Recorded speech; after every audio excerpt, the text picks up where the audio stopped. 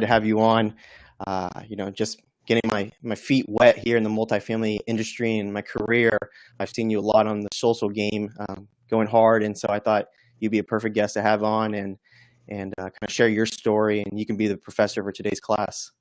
Let's do it, man. I'm excited.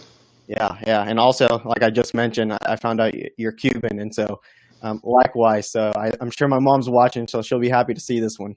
That's awesome. Awesome. Well, I think from today's class, I think we can go into strategies and negotiations on, getting the deal. Right now there's a lot of competition, a lot of uncertainty. How do you go from, making the offer, building that relationship with the broker, and getting the deal? So I think that's what we'll go through today's class, and it'll help out a lot of people who, are transitioning from single family to their first multifamily deal, in that sense. But, before we go there, I'd love to, if you can give a few minutes background on, your story and, how you got into, your construction company, as a GP here in Houston and Texas market, and your overnight story. Yeah, I'll try to give the short version so we can get into some of the good content here. But pretty much studying to be an electrical engineer back in Miami, Florida. That's where I'm born and raised. And decided I didn't want to do that. Started looking into different routes and started studying some successful individuals. Kind of all led back to real estate investing. So I started doing my research and getting some deals done while I was, at that point, I had graduated with my engineering degree. Did enough deals where I quit my W-2. That was 14, 15 years ago, and started doing real estate full time. Back then, I started with single family, did a lot of fix and flips, and that's where the construction company came in. Wanted to scale the fix and flips, had trouble finding a good contractor, decided to open a construction company. Mm-hmm. So then I spent the next 10 years from there building both companies, scaling, and about 4 years ago, I kind of woke up and looked back at what I had built and realized that it wasn't quite where I wanted it to be. Nothing that I did was passive. Right. I had to be very, very involved. I was working the max amount of physical hours you can work a day. And that's when I got turned on to multifamily, and I started to multifamily syndications, to be exact, because I had done some smaller multifamily deals and some holds. But I didn't know syndication existed, and that you can bring these investors together and buy these multi-million-dollar multifamily properties. Once I figured that out and did a lot of research and hired a coach, started doing some multifamily deals. At first, I was balancing both the single family and multifamily. Decided to drop single family altogether and focus on multifamily. Right now we've got 1,720 doors. We've got another 260 or so under contract, and looking to get to 10,000 doors as soon as possible.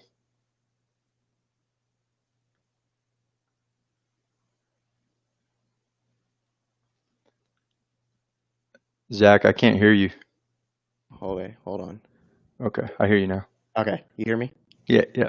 Okay. I was saying, was the construction company a way to fund your living at the moment while you grew your portfolio? That's awesome that you mentioned that. So it turned out to be that way. As I slowed down the single family, at that point I wasn't holding on to, we had one single family property that we were holding on to. So not a lot of cash flow. And yes, the construction company came in and helped.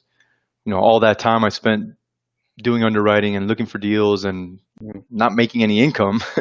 Right. The construction company was helping with that. And that, I see a lot of investors struggle with that.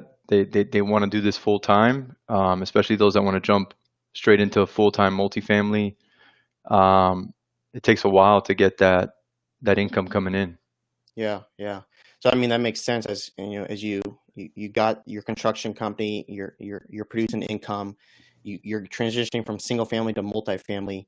So now, this class today is, how do we get that deal? How did you use your negotiation tactics to, build the relationships with the broker, submit the LOI and win the deal? So if you just want to start from, how did you, when you were coming up, how did you build relationships with the broker that you got the deals in front of you at all times and you can submit those LOIs? Yeah, so relationships is key. I mean, it really is, especially with multifamily. So one thing we knew right off the bat is we wanted to have a credibility, a track record. Um, and obviously, if you're starting out, we had our single family portfolios and all the deals we had done with that, but it's not quite the same. It's not something to not be mentioned, but Right. it doesn't quite translate over the same. So we chose to partner with some co-GPs on our deals and leverage their track record. We put together some credibility kits, some deck slides with their information, our information. At first, before we closed the deal, it was their track record. Hmm. As we closed more deals, and it became both our track records, and focused on that first, right? So reaching out to brokers and then showing them, hey, look, we can close. This is our track record. Um, then, and not just brokers. So I did want to mention, we reached out to sellers as well. Sellers, brokers, and property managers were probably our main focus. And kind of the same thing, showing them the track record we have and that we're looking for deals. And then constantly figure out a way to constantly stay in front of them, Hmm. whether it's through email, social media, um, and reaching out to them not only when you need something, just reaching out to them to check on them, building a relationship, right? Listen to them, figure out something that you've got in common with them, and then when it comes time and you've got a deal in front of you, make sure you act on it too. You don't want them to feel like they're wasting their time. If they do send you a deal and it doesn't pencil, let them know why. Be Right. detailed, like, hey, look, this didn't. We're looking for these type of returns, and I'm only getting this on your deal. They'll appreciate that, and they'll know you're actually looking at what they're sending you. And so how many deals did you go through with a co-sponsor before you were on your own? Because it seems like you can't just go straight on your own, because from a lending perspective, the lender is going to be, what is your credibility? Correct. So to date, we've actually had some type of co-GP on every single one of our deals. Um, at this point, it's not by necessity. I mean, we can Hmm. definitely take a deal down on our own, and probably going to be looking to do a couple here and there, but we also want to scale, and we think it's smart to leverage. If we got a co-GP that's good at one thing and we're good at something else, then we can tackle it together, and we don't have to. We can scale. We can start looking for the next deal, um, because we're not doing every single aspect of Right, that one deal that we just closed. right, right. So you've built a team around you, in Yeah. essence. And so, for you to get to 10,000 units, how many LOIs do you need to be putting out there? And what I've seen in the market right now, there's a huge, not a huge, but there's a delta between, seller expectations and buyer expectations. So, how are you getting those deals? How are you winning those deals? Yeah, I mean, you bring up a great point. I think it's a ripple effect that hasn't quite kicked in yet on the seller side. They're still wanting pre-COVID numbers. So you've got to do a whole lot of searching. You got to dig back into those relationships, and you got to stay in front of everybody, and so that when that good deal comes, you're ready for it. Um, I'm not going to sugarcoat it. It's not easy right now. I'm going through deals left and right, and um, a lot more activity in the past feels like month, maybe even less. Like Yeah. the activity is definitely picking up on the listings and the deals coming through, but the numbers are still not quite making sense. So the one that we have under contract right now, all relationships. It's an area that uh, our co-GP actually started focusing on about a year ago, and they've really cornered that market and just put all their efforts towards it. Um, and I highly suggest that have a very specific criteria, area and property, Hmm. and then put all your force towards finding that. Do whatever you got to do. Yeah. And so let's say you have your specific criteria, your specific location, the returns you need to have for your investors. You know, maybe when you started out, how many LOIs were you putting out there for a win? Man, till we got our first deal, I want to say, I usually say it was around 100. um, I haven't counted, but at the same time, we were still kind of learning a little bit too. So I mean, there were some we were underwriting and submitting, knowing we weren't gonna Hmm. get it. We just wanted to kind of go through the process. Um, but I mean, it's going to be a lot. It's going to be quite a bit. Since then we've put some processes in place to where we don't want to be wasting time. So we pinpoint whether a deal's worth going in deeper. It's got to pass a certain high level underwriting and then go to the next deeper underwriting, and so forth. But still quite a bit, especially now. Yeah. Yeah. And maybe just from a beginner level, when you were starting out, when the seller said, "Hey, this is $10 million," but you underwrote it at 8, did you still submit an LOI? Did you get discouraged? Did you later on get the deal? You were just patient. Walk me through that process as well. Yeah. Look, in any sales, follow up is key. Hmm. Persistency and follow up. I just sent my sales team some statistics and said 80% of a sale is done on follow up. Yep. And yet, I think it was only 20% of sales agents actually follow up. So, that's crazy. To answer your question, eh, one, I would submit it. I would submit the LOI, and I would submit why. I'd give them reasons. I'm not just going to throw it out there. Um, and then I would continue to follow up. I would put them in our CRM to follow up with, and depending on what it is, they're going to be getting an email, a phone call, something from us once a month, and you never know, things change. Right now, I think follow up is huge because yeah, somebody right now today, maybe they're not feeling it yet, but Hmm. let's say the stimulus keeps not getting passed and collections start getting worse and there's another spike in COVID. I don't know. Yeah. It turns for the worse. They're definitely going to get more motivated, or that doesn't even have to happen. What if their loan they got a bridge loan, and it's coming closer to being due? Um, you got to stay in front of them, man. That's 100%. Yeah. Yeah. And I mean, yeah, following up. Also, something I feel you might be able to relate as well, but for me, it's very imminent is controlling your emotions.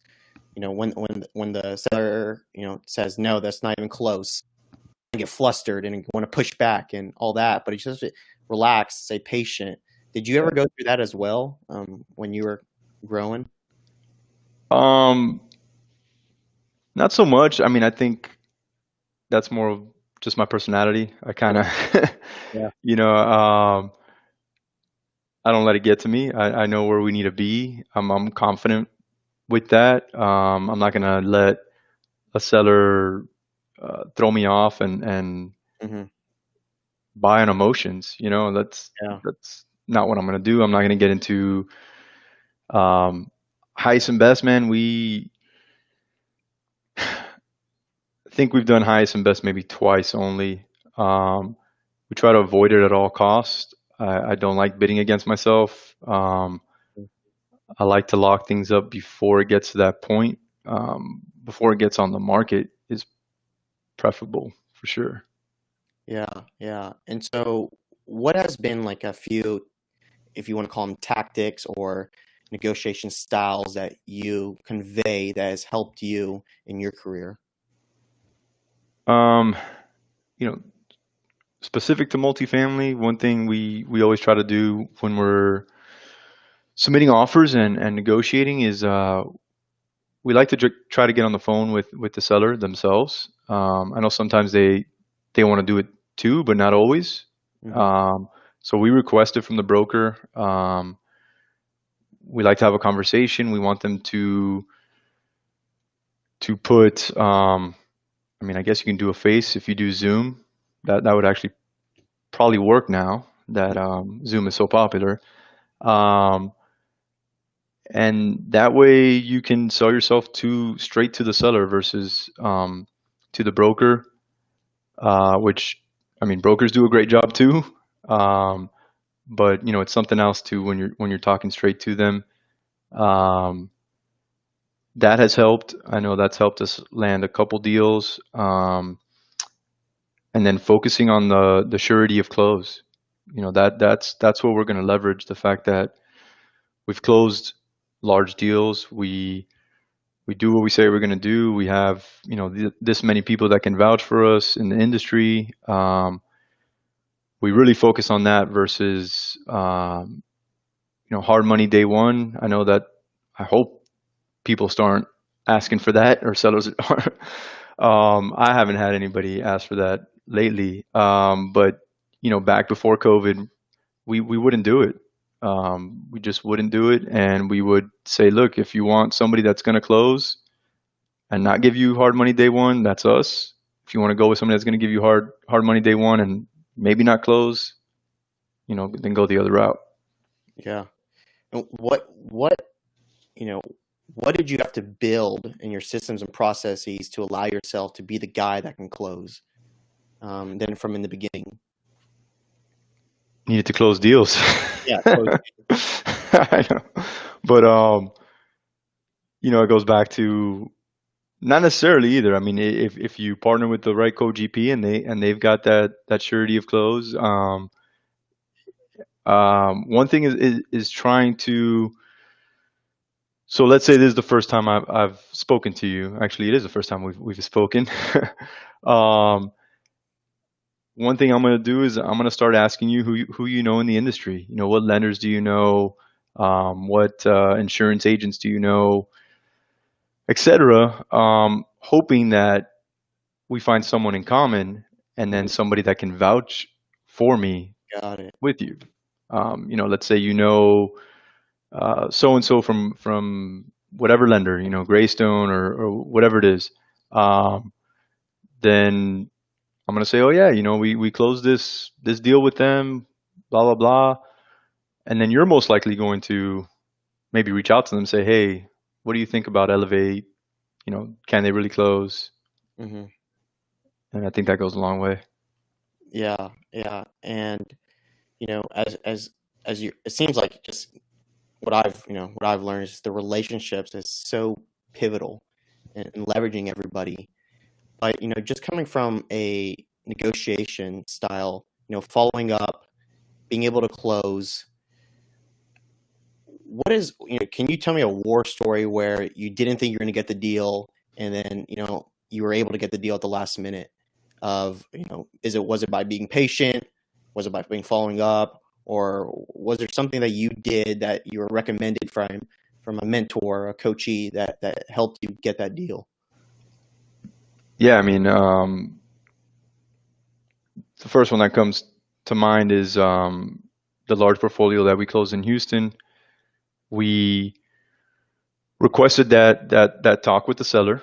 We wanted a meeting with the seller before we submitted the offer. Um, the broker went ahead and set that up. We all got on a call. We spent probably an hour or so talking to them.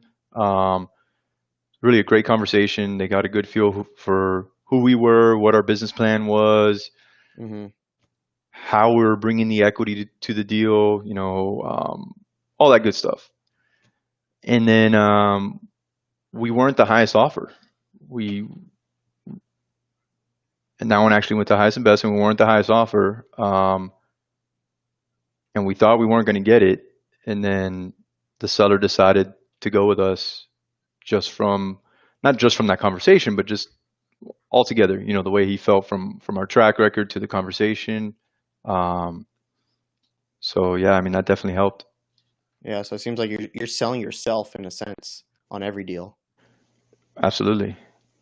Yeah, yeah. I mean, I think just from a high level, I think just from building relationships with the brokers, negotiating LOIs, building that credibility. Maybe it's getting that mentoring as well to be able to close a deal. It all makes sense from a person who's transitioning how you did from single family to multifamily. As you're into multifamily and you want to go to 10,000 units, how are you going to get there? What do you need to do from your portfolio standpoint or your company standpoint that's going to get you there? Um, there's a lot to that question. Yeah. Continue to um, work on our systems and processes and make sure that we continue to build more as we grow. Fill in the team members as we continue to grow as well, and the equity. To get to 10,000 units, that's a lot of equity you need. Mhm. We need to continue building our relationships on the investor side and the large investors will definitely help us get there quicker. Yeah. Yeah, because the reason I asked that is, from someone who's starting off, how do they get to your position? What do you, if what were some of the mistakes that you wish you or something you wish you knew that would have helped you to be in the place that where you are now? I'll go back to equity. So um, I remember and raising capital in general. I remember a lot of coaches, a lot of people in general say, you find the deal and the money will come to you. Hmm. Uh, I don't think so. I don't think that's true. Um, I think having a good deal is great. And yes, you need to have a good deal, but I also think you need to build relationships and know where to go to get that money.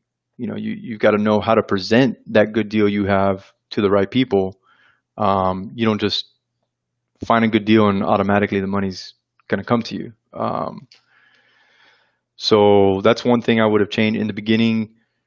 Coming from single family, we always found our deals from the beginning. Like we weren't just buying from wholesalers. We were good at doing our marketing and finding the deals and being straight to the seller.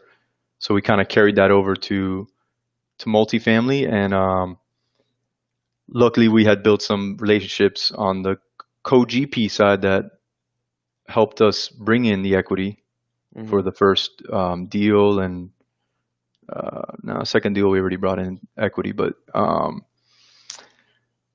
yeah, I would say you got to focus on both. Don't just think you're going to find a good deal, or don't just think you're going to raise the equity. And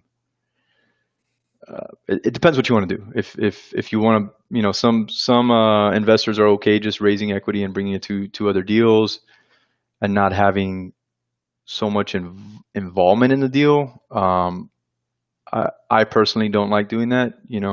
I like to have more say in what happens with the business plan. Yeah, I mean, it seems like as you said, like multifamily has become hyped up in the past, 5, 6, 7 years, and it's just like, oh, find the deal. You just raise money and bring it. So from an outside perspective, it seems like it's so easy. I mean, Yeah. not easy, but it sounds like, oh, anyone can do this. Right. Right. That's not true. No, it's not true. Anybody that is doing this right now will tell you that. Yeah. No, that's good to know because, yeah, I mean, all these people online on social media they'll pitch you that, and if you're not aware, you don't have a mentor, you can go down a rabbit hole for sure. Yep. No, I mean, I think you've provided, just a quick synopsis of value of, just kind of your career and how you got to your position. Just going through your negotiation style, winning the deals, what you need to have, and how you're going to get to your ultimate goal. But as you reflect back on your whole career thus far into multifamily, what are you most proud of? What am I most proud of?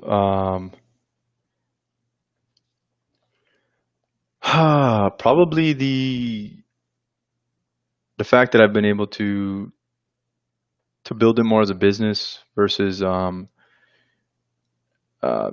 just myself. I've got a good team, and I've gained back some of the time is really what I wanted, the time to spend with my family, and that is probably the biggest accomplishment looking back. To get to that point, there's been other obstacles and goals, but that ultimately is the biggest one. Yeah. So it seems like, having resources and people buy into your vision has allowed you to free up time. Yep. Yeah. I spend time doing things like this. Yeah. And the podcast before, I would try to do all the editing and all the post production, and I realized I can't do it. I didn't have time for anything. Yep. And I don't get someone to help me, and it's incredible how much time is freed up in my schedule to do my day job and also spend time with my family as well. Yeah, I feel you, man. I was up till 1 a.m. just editing photos to put on social media and videos and whatnot. Brought on a VA to help us with our marketing, and wow, it's game changer. That's how I found you for sure. And so, the people are watching are going to watch later on. How can they know more about Elevate, know more about you and your brand, and potentially invest with you down the line? Yeah, the quickest and easiest way is probably to visit our website, which is Elevate CIG. So it stands for Commercial Investment Group, elevatecig.com. We've got a free ebook they can download. They can contact us through there, and then they can also shoot me an email if they'd like. It's jorge@elevatecig.com. If they mention that they saw me on here, I can send some free content. I've got quite a few different checklists, due diligence, questions to ask a sponsor before investing, and I can probably put together something from this, what I just went over as far as making offers, and I can send that over. Yeah, no, I appreciate it. Yeah, other than that, I hope people who are watching this got some value out of it. I know I did, and for sure, I would love to down the line, be in a position where you are one day. And so you've definitely, looking from afar, I'm definitely inspired. Find me some deals in Houston, man. That's cool. I'm trying. Anyways, well, I appreciate you being on, and we'll talk soon. All right, thank you.